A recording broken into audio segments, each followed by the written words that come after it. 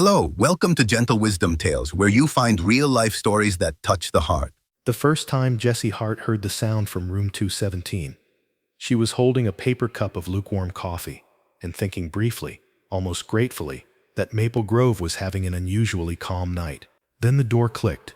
Not a normal settling creak, not a distant hinge complaining. A clean, deliberate click, like a latch being released by a hand that knew exactly what it was doing. Jessie froze in the second-floor hallway. The light above her was dimmed for nighttime, soft and yellow, and the corridor looked like it always did: beige walls, framed paintings of lakes and barns, closed doors with nameplates, and the faint hum of vents that never truly stopped. Room 217 sat near the end of the hall. It had been reserved since Jessie started working at Maple Grove. A neat white tag hung from the knob, printed in bold letters, "Reserved." Nobody talked about it much. They just stepped around it like it wasn't there. But that night, at 3:17 a.m., the knob turned. The door opened about 6 inches, steady and slow, and from the darkness inside came a faint shuffling sound, followed by a voice, low, cracked, human. "Please." Jessie's heart tightened. She stepped closer, every nurse instinct in her body waking up, alert and disciplined. "Hello?" The voice stopped instantly, as if it had been holding its breath and heard her. Jessie stared into the gap. She could see nothing but shadow. No light, no movement, no silhouette. Then the doorknob twitched again, just slightly, as if someone inside tested it, unsure. Jessie glanced at her phone almost without meaning to. 3:17 a.m., the hallway stayed still. No one ran, no alarm sounded. The building didn't shake or flicker like the movies. Only room 217 sat half open, like a mouth that had spoken one word and regretted it. Jessie backed away slowly, coffee forgotten, and returned to the nurse's station with her pulse loud in her ears. She told herself it had a rational explanation. She told herself she was too old to be spooked by a door.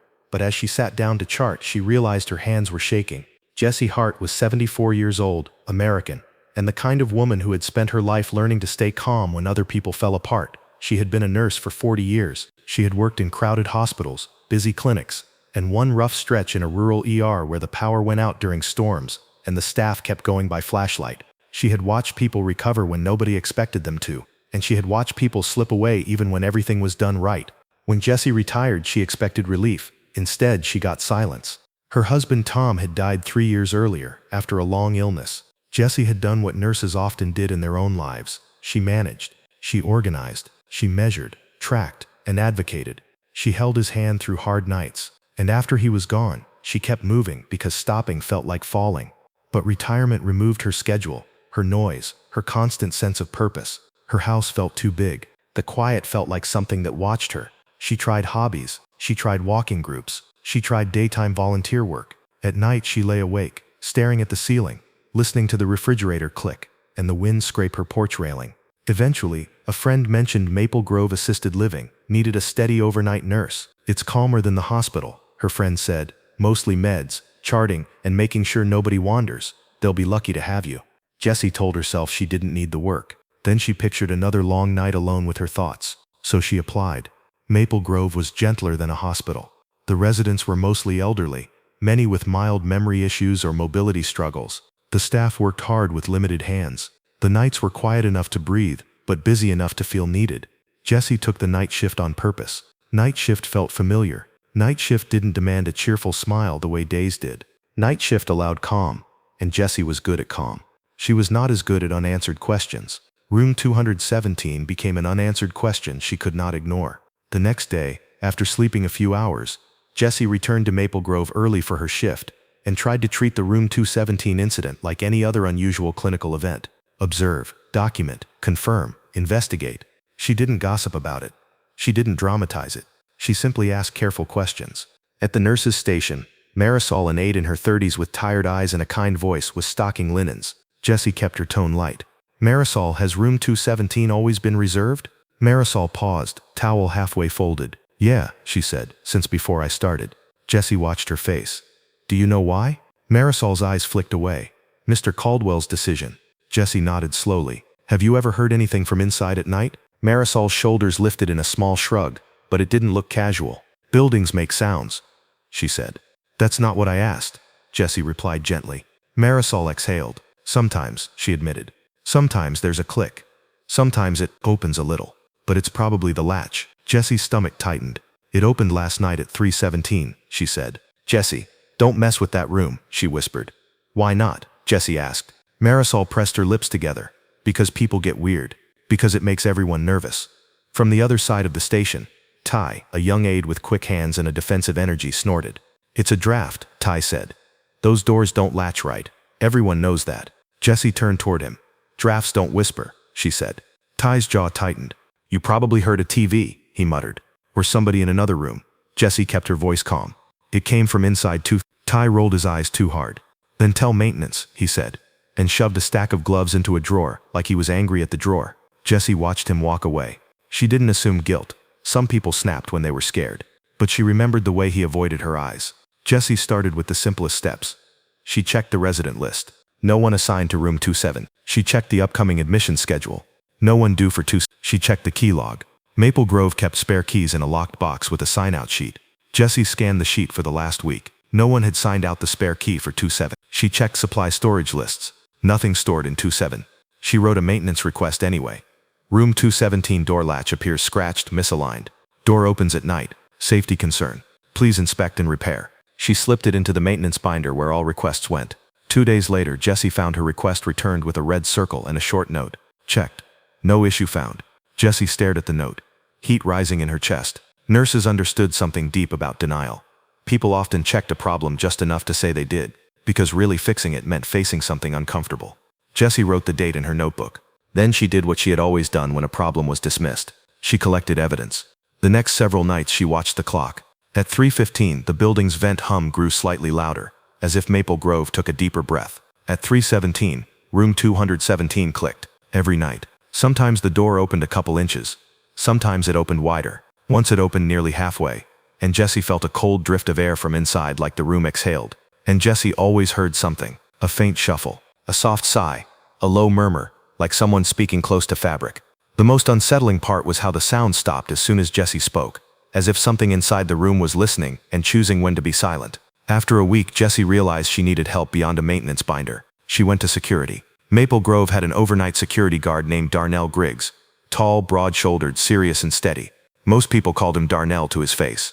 Behind his back, the staff called him Pitbull, partly as a joke and partly because once he got focused on an issue, he latched on and didn't let go. Jessie found him near the front entrance, sitting at a desk with camera monitors glowing in the dark. Pitbull, Jessie said, testing the nickname. He looked up slowly. His eyes were calm but sharp. Only brave people call me that, he said. Jessie gave him a small smile. I've had patients throw bedpans, she replied. I'm not easily intimidated. That earned her a quick, almost invisible grin. What's up, Nurse Jessie? He asked. Jessie leaned toward the monitors. Do you have a camera on the second-floor hallway near room 217? Pitbull's expression tightened. Why? Because that door opens every night at 3:17, Jessie said, and nobody is going in or out. Pitbull's eyes narrowed. Doors open in old buildings, not at the exact same minute, Jessie replied. And I hear someone inside. Pitbull paused. He didn't dismiss her, but he didn't accept her claim either. He looked like a man who preferred proof. All right, he said, let's pull it up. He tapped keys and pulled up footage from the previous night. The screen showed the empty second-floor hallway. Pitbull fast-forwarded until the timestamp read 036. Jessie held her breath. At 03:17, the doorknob turned.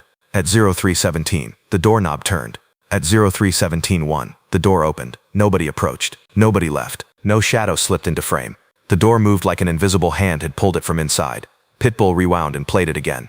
Then he checked another night. Same thing. Jessie watched Pitbull's jaw tighten. Okay, he muttered. That's not nothing. Jessie's chest loosened slightly. So I'm not imagining it. Pitbull didn't answer with comfort. He answered with action. Tonight, he said, we watch it in person, together. Jessie swallowed. Yes. Pitbull leaned back in his chair. But we do it smart, he added. No wandering into dark rooms alone. No playing hero. Jessie nodded. Agreed. That night, Jessie felt the hallway differently. It wasn't supernatural. It was psychological. When a person expects something, the mind paints the edges darker. Jessie finished her rounds early and kept her work normal, but her attention kept drifting toward the clock. At 2:45 a.m., Pitbull met her near the elevator, with a flashlight and a ring of keys.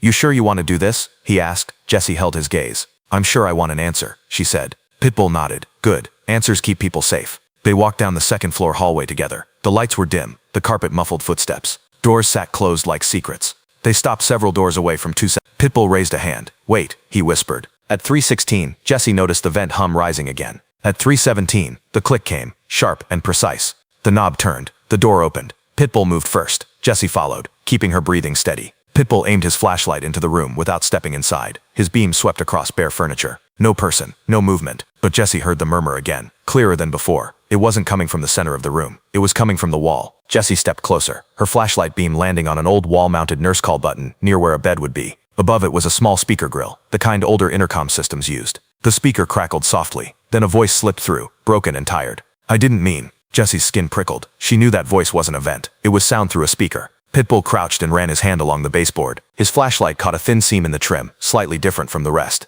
"This baseboard's been messed with," he whispered. He checked the closet, then found a small metal panel in the back wall behind the hanging rod. He tried to pull it open. It didn't budge. Pitbull pulled a flat tool from his pocket and worked it into the edge. With a soft pop, the panel loosened. Behind it was a narrow service passage, unfinished wood, dust, pipes overhead, and darkness stretching further than a normal wall cavity. Jessie's mouth went dry. "There's a hidden route," she whispered. Pitbull nodded. "Old maintenance access," he said. "Some buildings have these." The speaker crackled again. The voice grew slightly louder, as if opening the panel changed how the sound traveled. Not breathing, Jessie's chest tightened. Her mind filled in a scene she didn't want to see. Pitbull eased the panel partway closed, muffling the sound.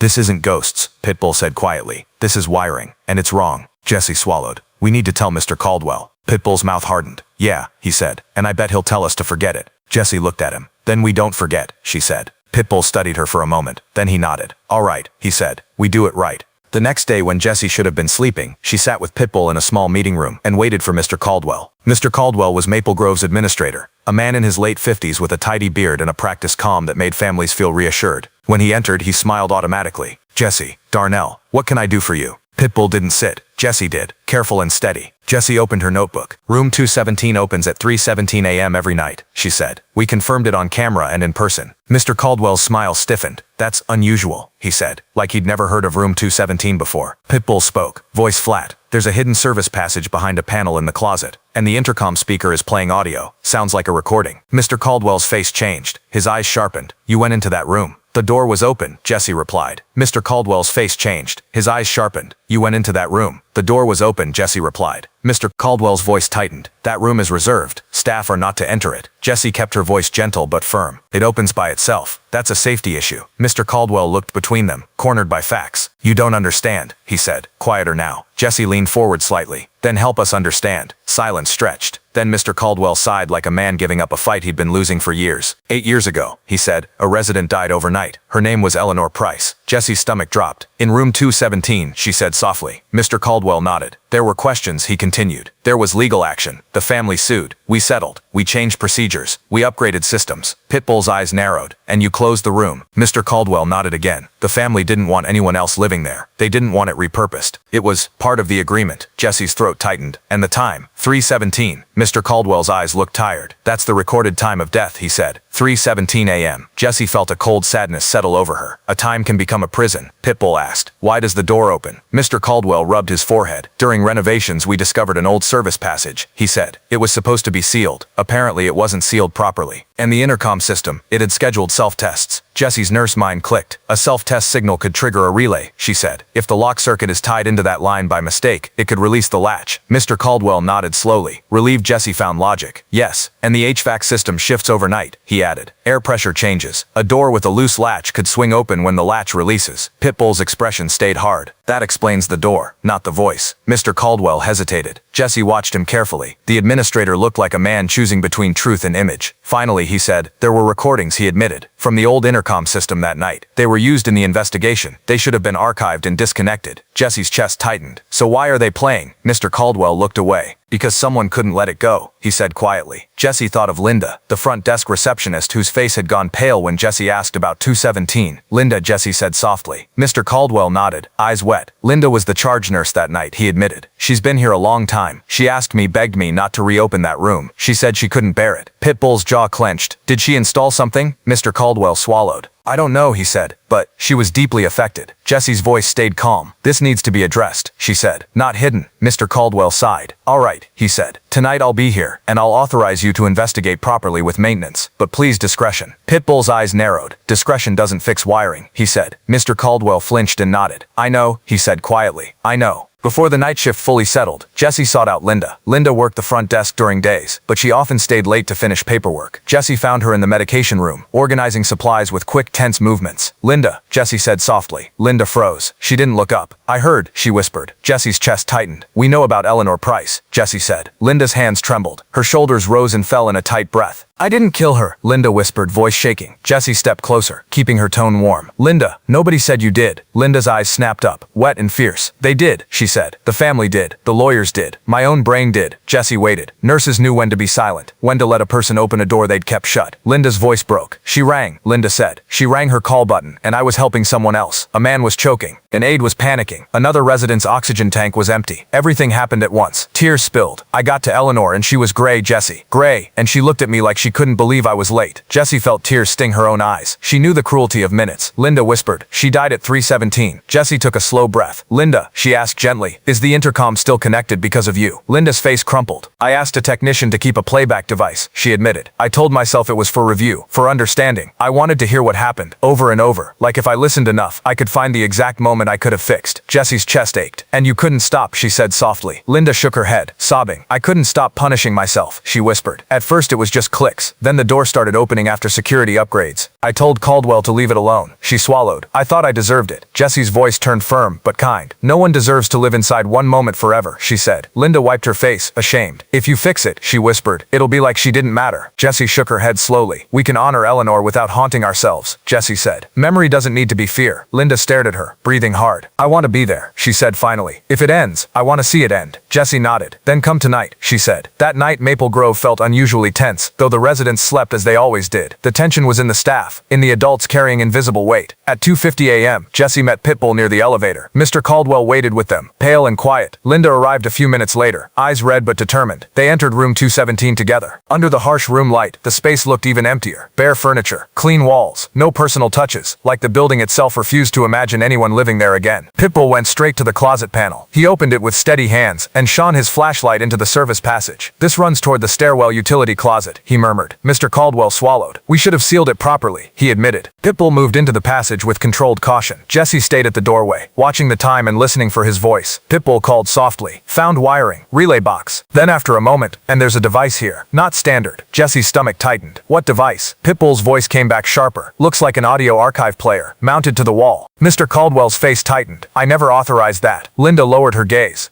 "I did," she whispered, barely audible. Jessie didn't scold her. Shame had already scolded Linda for years. Pitbull stepped back out, dust on his sleeve. "The lock circuit is piggybacked into the intercom line," he said. "Someone took shortcuts when security upgrades happened. And this player is wired to kick on during the system self-test." Jessie looked at Mr. Caldwell. "So at 3:17 the self-test triggers the relay," she said. "Latch releases. HVAC pressure pulls the door open." Pitbull nodded. "That's exactly what it looks like." Linda's breathing quickened. "I didn't mean for the door," she whispered. "I only wanted to understand." Jessie stepped closer to her, voice soft. "I know," she said, "but it's time to stop the replay." Jessie checked her watch. 3:50. The room grew quieter, as if everyone held their breath. Linda clasped her hands so tightly her knuckles went white. Her eyes stared at the old speaker grill as if it were an enemy in a mirror. Jessie stood close enough to support her if she collapsed. Pitbull positioned himself near the closet panel, ready to cut power when needed. At 3:17 a.m., the relay clicked behind the wall. The latch released with a crisp, mechanical sound. The door eased open slowly, tugged by air pressure like a gentle but insistent hand. Then the speaker crackled. A woman's voice, Linda's, 8 years younger, spilled into the room. "Mrs. Price? Mrs. Price, can you hear me? I'm here, I'm here." Linda's face crumpled. Tears poured down her cheeks. She covered her mouth, shaking. The recording continued in broken fragments, voices overlapping, a rush of panic, someone calling for help, a sound like breathing too fast. Then Linda's voice again, raw and desperate. "I was only gone a minute. I didn't think." Jessie felt her chest tighten. She didn't imagine Eleanor Price as a ghost. She imagined her as a person, frightened and struggling, hearing footsteps that came too late. Jessie looked at Linda, her heart aching with compassion. "Linda," Jessie whispered, "you don't have to keep paying for it like this." Linda's eyes squeezed shut. She shook her head, sobbing. Jessie's voice stayed steady. "Are you ready to stop it?" Jessie asked. Linda trembled. Her lips parted, but no sound came. Pitbull waited, hand hovering near the switch inside the passage. The recording played on, a cruel loop of guilt. Linda's voice caught in a moment she could never redo. Jessie squeezed Linda's shoulder gently. "Say it," Jessie whispered. "Just say it." Linda drew in a shaky breath, like someone learning how to breathe again. "Stop," she whispered. Pitbull flipped the switch. The recording cut off instantly. Silence rushed in, thick and strange. The door, still open, no longer felt like a mouth. It felt like a normal door in a normal building. Linda made made a small sound, half sob, half breath of release, and sagged against the wall. Jessie steadied her, holding her upright. Mr. Caldwell wiped his eyes quickly, embarrassed by his own emotion. "I should have handled this," he said hoarsely. Jessie's voice was calm. "You can handle it now," she replied. Pitbull checked the relay box once more. "Tomorrow," he said, "we separate circuits properly. Seal the passage. Replace the latch. No more shortcuts." Mr. Caldwell nodded quickly. "Yes, first thing." Jessie looked around the bare room. "And we do something else," she said. Mr. Caldwell blinked. "What?" Jessie spoke gently. "We honor Eleanor Price in daylight, with respect," she said. "Not as a secret, and not as a nightly punishment." Linda wiped her face, trembling. "But if the room is fixed, it's like she's gone," she whispered. Jessie shook her head. "She's already gone," Jessie said softly. "Fixing the room doesn't erase her. It stops turning her death into terror.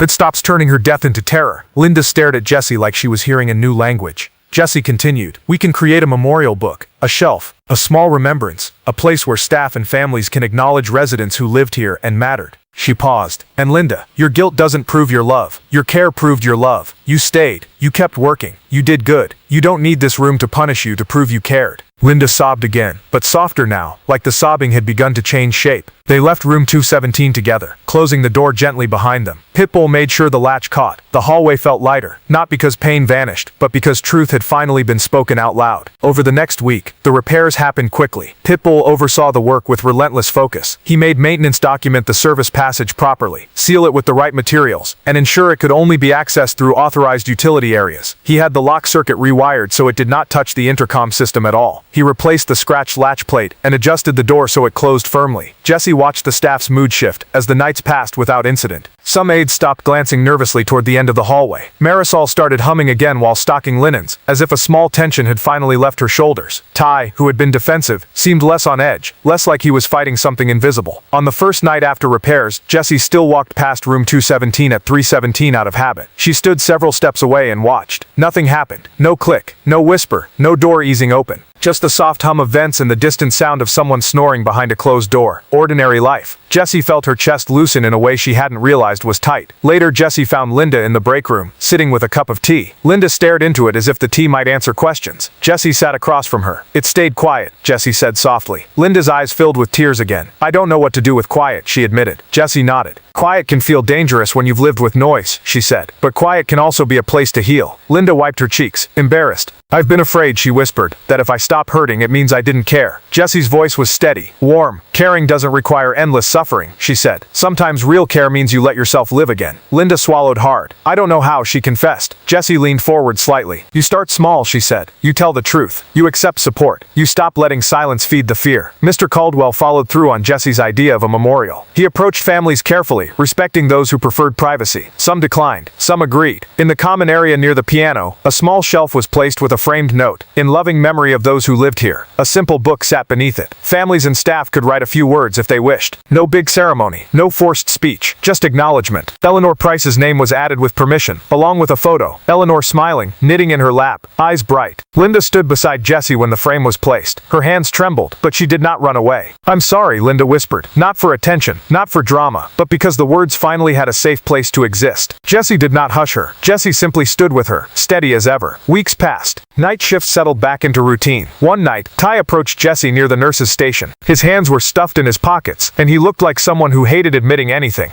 "Hey," he said. Jessie looked up. "Yes?" Ty cleared his throat. "I was kind of a jerk," he admitted. "About that room."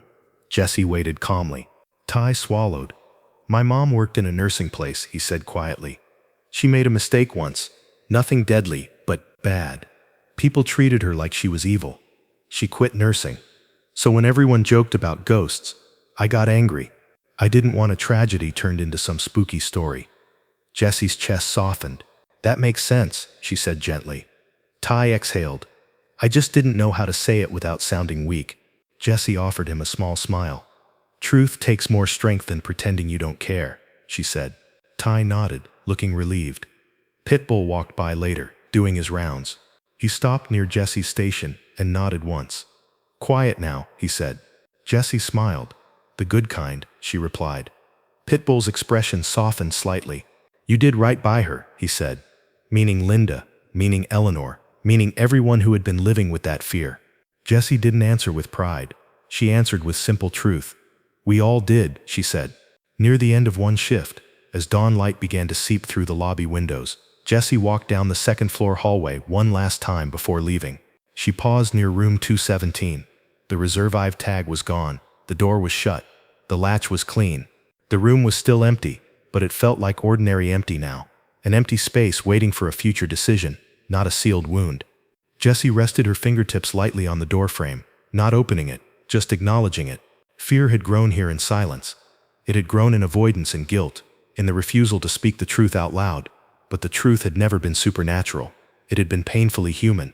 A resident died on a thinly staffed night. A nurse carried the guilt so long it became a ritual. An old system, poorly wired, turned grief into a nightly performance, and everyone else, afraid to touch it, let it continue. Jessie breathed in slowly and let the morning air fill her lungs. She thought of the lesson that had revealed itself, quietly but clearly. When fear lives in silence, it grows bigger than it deserves to be. And when people refuse to face the truth, even a simple door can become a monster. But courage, real courage, doesn't always look like fighting. Sometimes it looks like walking toward what scares you with a steady heart. And compassion, real compassion, doesn't excuse harm, but it refuses to let guilt become a prison. Jessie turned and walked back toward the elevator, her steps soft on the carpet. Behind her, Maple Grove hummed gently, holding sleeping residents, tired staff, and the ordinary work of caring for human beings. And Jessie carried something warm inside her as she left, something she wished she could hand to every person who had ever been haunted by a moment they couldn't change. Truth requires courage, healing requires compassion, and peace begins when you stop letting silence feed the fear. That was the gentle wisdom of Maple Grove. That was the quiet lesson behind the empty room. And that, Jessie believed, was the kind of story worth telling, one that ends not with darkness but with a door finally closing the right way, and a heart finally learning how to breathe again. Moral of the story: unspoken guilt turns into shadows. Real courage is facing the truth, and real healing begins when we choose kindness over blame. Thank you for watching. Subscribe for more real-life stories.